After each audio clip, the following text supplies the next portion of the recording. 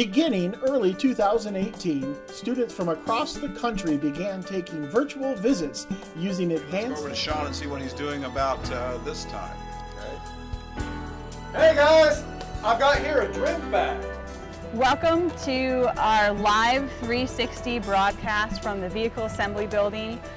If you're tuned in from a web browser, you can actually use your mouse or your trackpad to pan around. You can look left, right, all around, up or down, basically see almost everything we can see. If you're using your mobile device, you can just physically turn and look, just like if you're looking at a 360 video online. Hello, my name is Scott Anderson, and I am the Digital Learning Network Coordinator at the Marshall Space Flight Center. I'm going to give you a brief update on how we are using NASA's DLN to deliver professional development across the country. Hi, my name is Craig Moore. I'm a scientist. I work at NASA Marshall Space Flight Center. My next phase of my career now is I'm working more with accessibility issues for people with disabilities.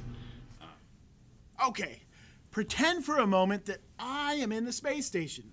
This is the space station, and we're orbiting around the Earth or falling around the Earth, and I have this orange here, okay? Let's say I have this, and I were to let go of it. What will happen when I let go? Well, again, as someone who's spoken with students all year long from around the world, I know there are going to be two answers, and they're both kind of correct. The first answer is someone says it will fall. And I guess technically they're correct because it's going to fall. However, you have to remember that the floor is also falling and I'm falling. In fact, we're all falling together. So although it's falling, it looks like it's floating, right? So again, think of me at the space station. We're falling around the Earth and I let go of it. It's going to fall too because Galileo taught us objects fall at the same rate.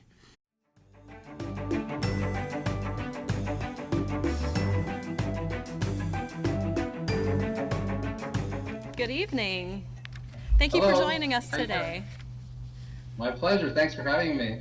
And you kind of touched on this. The students are interested to know what interests you had as a child and if you always did well in school. I did well in school, but I wasn't always the top student. And one thing that I think I learned luckily early on is that working hard is just as important as being the best student. Buenos dias. I'm Carol Champagne. I am the coordinator of modern languages with the Department of English and Modern Languages at UMES. And I wanted to tell you how I use technology in my courses. I have a course website. It's integrated with the text and linked to the website that is part of our text for assignments and quizzes and tests and supplementary information. I also have a CD which I made from videos of my travels in Central America, especially Costa Rica, and have added Spanish text and narration and music and edited in order to develop vocabulary skills, communication skills, comprehension skills. So the students really enjoy what I've done this semester with technology, and it has a direct connection to the content of their course.